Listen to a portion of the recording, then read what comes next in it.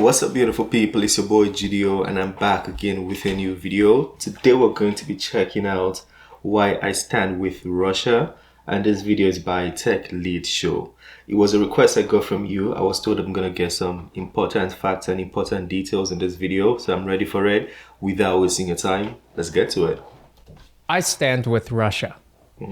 Am I allowed to say that out here, or is somebody going to cancel me if I express some political view that is contrary to the public narrative? Somebody's going to cancel you, bro. War is propaganda. Hopefully Propaganda is the most important weapon out there, so it depends which side have you been brainwashed to believe, or are we all going to just simply assume that Russia's the bad guy, right? That's the popular narrative around here. And so this is what doesn't quite sit well with me, which is that most people out here have absolutely no clue what Russia and Ukraine are even fighting about, right? You've got Ukraine crying, and have you ever been... He's so blunt. I like when people speak like this, but go straight to the point. been in an argument with somebody who's crying? You can't win because people are just saying, oh, look, that person's crying. Why are you so mean? Why do you have to be a bully? That person's crying. As if simply by having somebody crying for help, that they're automatically the victim. Now, maybe, yes, Ukraine may be the victim, but let's take a look at what happened. I put out this tweet here where I said Ukraine may deserve to fail because they banned men ages 18 to 60 from leaving the country for suspending their bank withdrawals to try to protect their own currency from a bank run and from collapsing. And I believe that in many ways, the blood is now on the hands of the Ukrainian government because people want to leave. That's a brave tweet. I wouldn't tweet that. They're trying to get out of the entire region, and Ukraine is saying, you sit here and you fight for me. You try to save me. They're trying to get out, escape, and just seek a better future for themselves, a better life, and yet their own government is trapping them. They're escaping from their own government as much as from the Russian government. And Abraham Lincoln here said that those who deny freedom for others deserve it not for themselves. Quick pause. This video is brought to you by myself, DeFiPro.dev. This is a new online course and community for decentralized finance. Decentralized finance is passive income, and I'm excited to share all of my learnings and experience with you in here. There'll be a link in the description below, DeFiPro.dev. Check it out. And so when I started looking into this, what percentage of Ukrainians actually want to join Russia? Well, most don't really seem to care, right? Some are pro-Russia, some are pro-Western. Most people just want a better life, and they're not necessarily going to let their own political beliefs get in the way of a better life for them. They just want a nice life. And so if a company in Russia were to offer them maybe double the income, double the salary, well, then they would migrate over to Russia. And if their life is better in Ukraine, maybe they'll stay there. And then there's some hardcore nationalists on either side who are going to just stay in the country and fight to their death for it. But most people aren't necessarily going to be like that. And so when you're out there virtue signaling, saying that I'm wrong, that I'm a terrible person, and that Ukrainian people must fight for their independence, and yet you're sitting there. You yourself, you're not willing to fight physically. You rather live a better life, right? That's worth more than independence of Ukraine for you. So if you really care, why don't you put on some boots and go over to Ukraine, pick up a gun, and fight for Ukrainian governments? Let's take a look here. Twitter says it will consider censoring emerging narratives about the Ukrainian war. So cancel culture is now coming into play, where we're going to try to shape the narratives here. Propaganda at play. Instagram as well. Facebook has also joined in. YouTube will also probably start playing a role here, where we're going to just start censoring information. Yeah, I got a report that somebody got a community strike for, saying things in regards to this and what's going on right now. So he got a community strike about this war so that we can shape the narratives around here. Facebook has already started restricting the official accounts of 4 Russian media outlets. Meanwhile, over on Instagram, there's a lot of influencers, such as myself, who are capitalizing on the war. You've got people posting fake imagery from video games, even pretending that these scenes are from Ukraine in order to video games, like that's the height of it. capture eyeballs and gain more followers on Instagram. One Instagrammer says, what I'm trying to do is get as many followers as possible by using my platform and skills. The accounts are what are becoming known as war pages on Instagram, with shocking battleground footage and videos depicting violence with no context at all, and then trying to monetize the followers by posting advertisements, sometimes for OnlyFans creators. And the same with YouTube as well. Officials in the US, UK, and Europe are now discussing restrictions to target groups and people with huge audiences on platforms like YouTube. So what can we believe out here? And undoubtedly there's going to be a narrative, a bias against Russia because, hey, historically we fought against Russia in the World War II. That was the West versus Russia, the Cold War. But did you know that Ukraine also supported Hitler? Like there's this thread of neo-Nazism within Ukraine. And so Putin's claim is that he's trying to denazify Ukraine. Now, whether this is true or not is something people are still debating. It may be political propaganda as well here, but what are people really trying to fight for here? Now, it's very difficult to understand this, especially as an American myself. I don't even know where these countries are, but my understanding is that Putin had always viewed Russia and Ukraine as a single country. He would like to unify these countries into a single whole because fundamentally he believes Ukraine to be an illegitimate government originally belonging as a part of Russia back in the 1900s. Not to mention, he doesn't want NATO coming into the mix. Like Ukraine was trying to join NATO, and the idea is that if you attack a single NATO country, then you attack all of them. Yeah. And Russia kept saying, just be a neutral country, stop trying to join NATO. And Ukraine kept trying to join them, so Russia said, look, they didn't want an enemy on its doorsteps. And so Putin's fear is, let's imagine Ukraine is a NATO member and starts these military operations. In Putin's eyes, the West promised back in 1990 that NATO would not expand an inch to the east, but they did so anyways. Yeah. And as I was watching a clip, I think the Chinese ambassador said the same thing. Yeah, if they promise not to expand, then why are they expanding at this point? So even the Chinese ambassador, I think it was the Chinese ambassador if I'm not mistaken, but yeah, I think they said the same thing.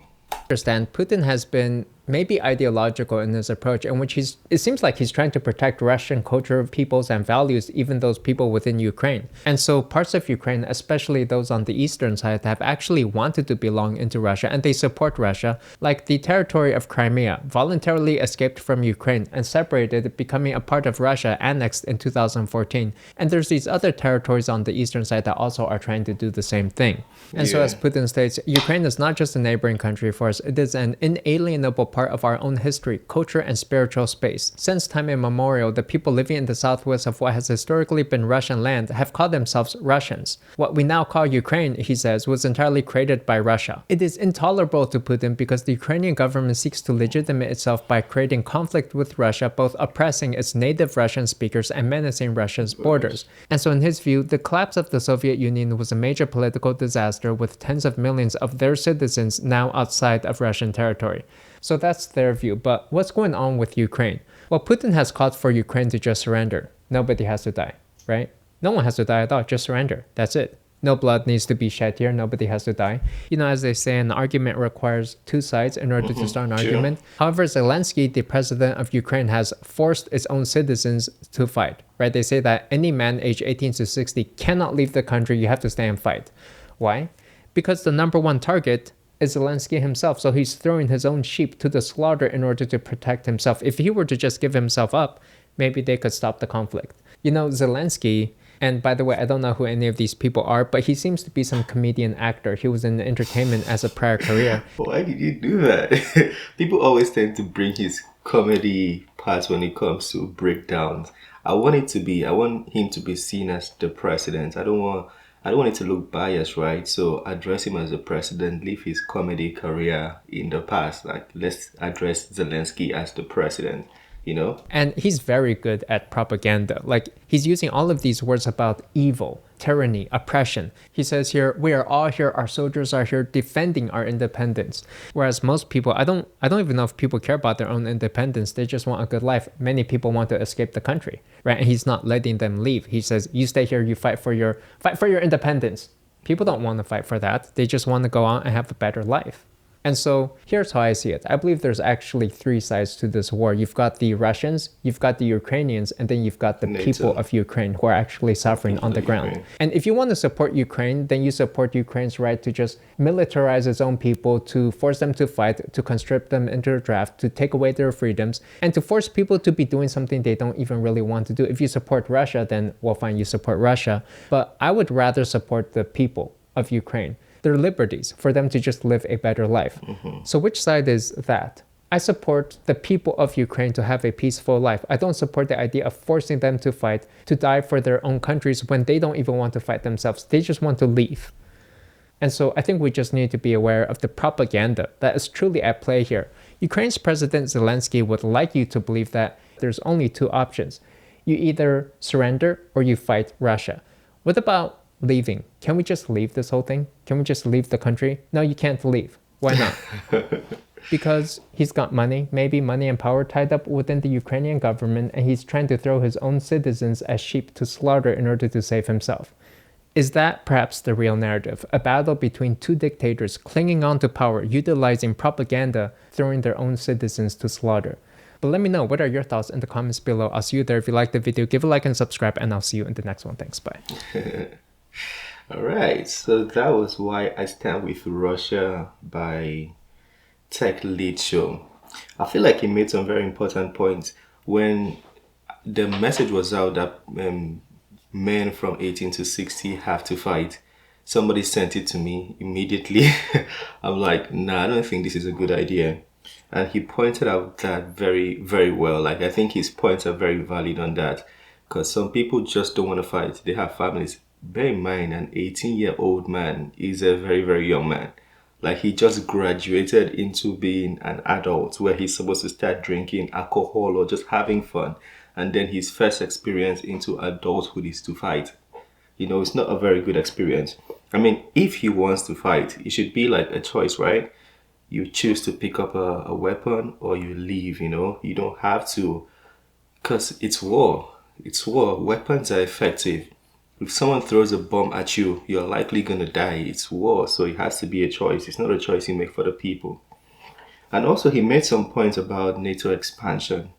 That one is a topic I don't like to speak about because it has a lot of like very political details, but there are lots of videos of people that explain it properly. So I think I'm going to bring this video so more people can understand. And what he didn't mention here was the issue in Donbass. I feel like Putin also spoke about the Donbass area, you know, having to move. That was in Minsk too, where he said the Ukrainian army, they have to go like 50 kilometers away from this Donbass area and make them independent. Don't quote me on that. I think it was just around that context. But yeah, he didn't mention the Donbass, but the Donbass area is also a very big problem, because I remember they signed, and we saw a video where some leaders in the Donbass area signed a friendly treaty with Putin and Russia.